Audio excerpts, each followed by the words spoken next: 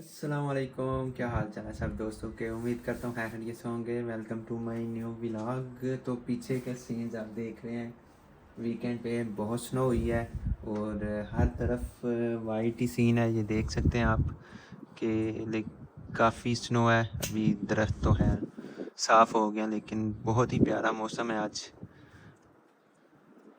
आसमान पे भी बादल अब कम हो रहे हैं, वो हल्का हल्का सूरज भी नज़र आ रहा है, जो कि सुबह से तो नहीं था लेकिन अभी है। और मैं बताता चलूँ कि वीकेंड था हमारा, लॉन्ग वीकेंड था, काफ़ी सुस्त गुजरा और तकरीबन नींद ही पूरी की सो के। और रमज़ान में तो रूटीन ऐसी थी, रात को जागना और फिर दिन को सोना।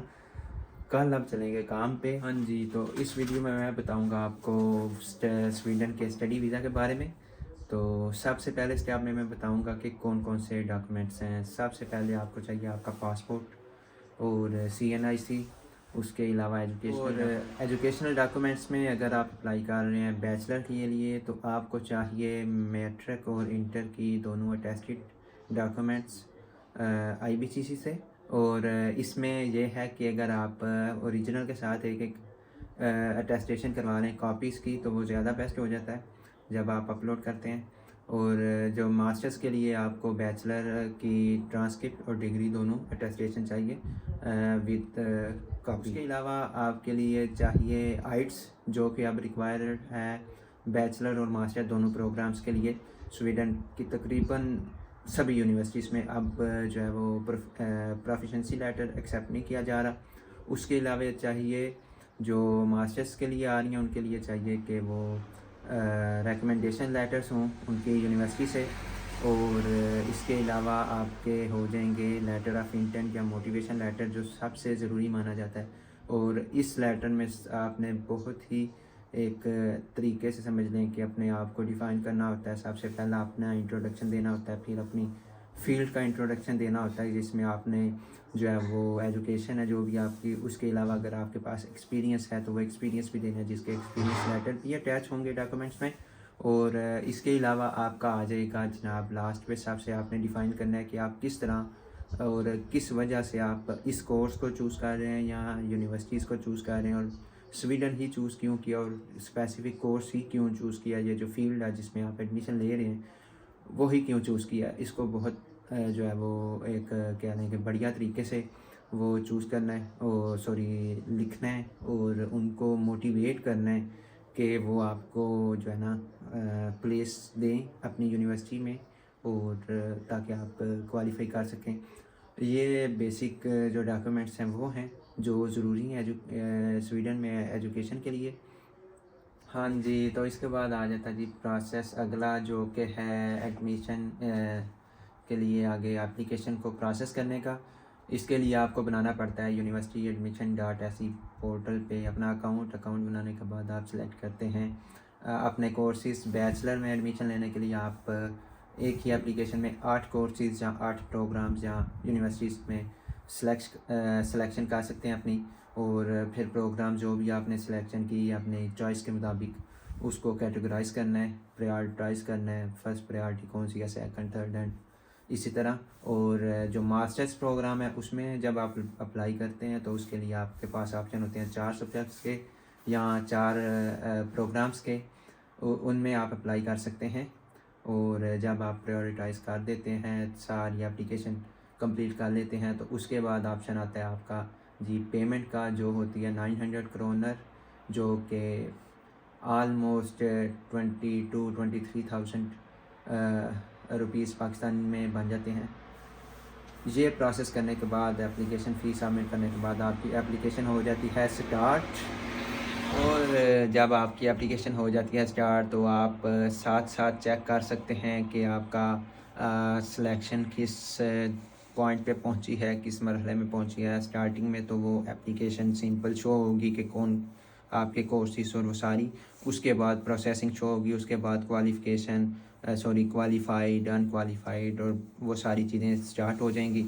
और यूनिवर्सिटीज़ की मेल्स भी आना स्टार्ट हो जाएंगी। आपको कुछ यूनिवर्सिटीज़ आपसे पूछेंगे कि आप अलग से जो है वो सबमिट करें लेटर ऑफ इंटेंट या मोटिवेशन लेटर, कुछ पोर्टल पे ही ये जो अपलोड होगा उसी को एक्सेप्ट कर लेंगे और इस तरह प्रोसेस चलेगा और फिर दिन आ जाएगा जी रिज़ल्ट वाला।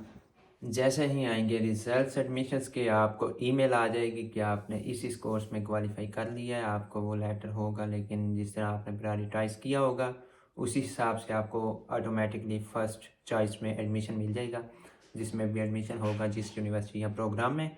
और इसके बाद आ जाएगा प्रोसेस वीज़ा का। उसके लिए ज़रूरी है सबसे पहले यूनिवर्सिटी की फ़ीस सबमिट करवाना। यूनिवर्सिटी की फ़ीस सबमिट हो जाएगी तो आपको ईमेल कंफर्मेशन आएगी एक फ़ी के लिए यूनिवर्सिटी की तरफ से कि आपकी फ़ीस हमें रिसीव हो चुकी है, अब आप माइग्रेशन के साथ वीज़ा प्रोसेस कर सकते हैं। और उसके लिए ज़रूरी है कि आपके पास बैंक स्टेटमेंट हो जो कि रिसेंटली, जो कि आज की डेट में अभी चल रहा है सिंगल पर्सन के लिए ऑलमोस्ट 7000 क्रोनर पर मंथ, जो आपने 2 साल के लिए शो करवाना होगा। और क्योंकि रूल्स आए रोज़ चेंज हो रहे हैं तो मे बी जब आप कमिंग ईयर में अप्लाई करेंगे एडमिशन तो उस वक्त शायद इससे भी ज़्यादा हो जाए, क्योंकि रिक्वायरमेंट बहुत ज़्यादा चेंज कर रही हैं हो रही हैं। स्वीडन में बहुत स्ट्रिक्ट रूल लाए जा रहे हैं स्टडी वीज़ा को लेके, जॉब को लेके। तो ये एक चीज़ है जो आपको चेक करनी पड़ेगी माइग्रेशन वेबसाइट के थ्रू जब भी नेक्स्ट टाइम आप वीज़ा अप्लाई करेंगे। और ये अकाउंट स्टेटमेंट होगी जो आप शो करेंगे। और ये स्टेटमेंट बनवाने के बाद आप अप्लाई करेंगे अपना वीज़ा ऑनलाइन पोर्टल पे, माइग्रेशन की वेबसाइट पे, उसमें वीज़ा अप्लाई करेंगे। क्योंकि पाकिस्तान में एम्बेसी बंद है स्वीडन की और काफ़ी टाइम से, और अभी कोई चांसेस नज़र नहीं आ रहे कि कब ओपन होगी भी या नहीं, तो कुछ कहा नहीं जा सकता। इसके लिए आपको जाना पड़ेगा इथोपिया, क्योंकि जब भी आपने इधर आना है तो आपको चाहिए होगा इंटरव्यू देना, जो कि अभी मस्ट हो गया है ऑलमोस्ट 95% केसेस में। आपको इंटरव्यू कॉल आए यूनिवर्सिटी की तरफ से, या अब जब आप वीज़ा अप्लाई कर देंगे तो एम्बेसी की कॉल आएगी या ईमेल आएगी कि हम आपका इंटरव्यू करना चाहते हैं। तो आपको अपनी अपॉइंटमेंट बुक करनी होगी एथोपिया में, और वो एक अलग रूट है, उसके लिए अलग से आपको ई वीज़ा अप्लाई करना पड़ेगा एथोपिया एम्बेसी में ऑनलाइन। और फिर आप उधर जाएंगे और जाके इंटरव्यू देंगे। और इंटरव्यू जब आपका हो जाएगा सक्सेसफुल तो आपको ईमेल आ जाएगी जी आपका वीज़ा ग्रांट हो गया, और फिर आपको कार्ड मिल जाएगा। इंटरव्यू के बाद आपका वो लेंगे फिंगरप्रिंट्स और फोटोग्राफ्स और हाइट्स। और हाइट के मामले में मैं आपको बताता चलूँ कि हाइट को जब भी आपका वो करने लगे तो आप एक तो घर से हाइट अपनी मेजर करके जाएं सेंटीमीटर्स में, और जब वो हाइट क्लियर करेंगे आपको पिक्चर लेंगे तो वो आपको लास्ट में दिखाते हैं कि आप अपने नाम और आईडी और वो सब कुछ चेक कर लें, उसमें आपकी हाइट आएगी सेंटीमीटर्स में। तो बेहतर ये है कि आप अपनी हाइट मेजर करके जाएं, और अगर आपको लगे कि इसमें काफ़ी डिफरेंस आ रहा है तो आप करेक्ट करवा लें, क्योंकि जब आप स्वीडन में आएंगे तो उसके बाद आप आईडी अप्लाई करेंगे इधर पर्सन नंबर, और पर्सन नंबर अप्लाई करने के बाद जब आप जाएंगे आईडी कार्ड अप्लाई करने, और अगर आपका हाइट का इशू आ गया जो कि मेरा आ गया था और मुझे ऑलमोस्ट 3 मंथ्स वेट करना पड़ा था, और जब आपके पास आईडी कार्ड ना हो तो काफ़ी इश्यूज़ आते हैं। पर्सन नंबर के बगैर तो बहुत ज़्यादा इश्यूज़ हैं, लेकिन जब आईडी कार्ड ना हो तो फिर काफ़ी इश्यूज़ आ जाते हैं। तो इस चीज़ को जो है वो रखना है। तो सिंपल से प्रोसीजर में मैंने आपको बताया जो ये प्रोसेस है स्वीडन के वीज़े का। बाकी आप में से जिसको भी किसी भी तरह की कुछ भी इंफॉर्मेशन चाहिए हो, या कोई भी डिटेल मांगना चाहिए, या कुछ किसी तरह का भी कोई भी हेल्प चाहिए हो स्वीडन के वीज़ा के रिलेटेड, तो आप मुझसे रब्ता कर सकते हैं। ईमेल करें, मेरे इंस्टाग्राम पे कांटेक्ट करें, और मैं आपको ज़रूर जवाब दूंगा और ज़रूर हेल्प करूँगा जितनी मेरे से हो सकी। तो बहुत ही सिंपल प्रोसेस है, किसी स्टडी कंसल्टेंट की या किसी भी थर्ड पार्टी की हेल्प लेने की कोई ज़रूरत नहीं है इस मामले में। मिलते हैं अगली वीडियो में, और जिस किसी का कोई भी क्वेश्चन हो मुझे वीडियो में नीचे कमेंट करें, मैं इंशाल्लाह नेक्स्ट वीडियोस में बताऊंगा। इंस्टाग्राम पे स्टोरीज भी लगाऊंगा, आप मेरे साथ रब्ता कर सकते हैं और मुझे फॉलो कर सकते हैं इंस्टाग्राम पे। इसी के साथ चाहूँगा आपकी इजाज़त, और जाते जाते मुझे फॉलो करें, लाइक करें, शेयर करें, और सब्सक्राइब भी करें। Thank you so much.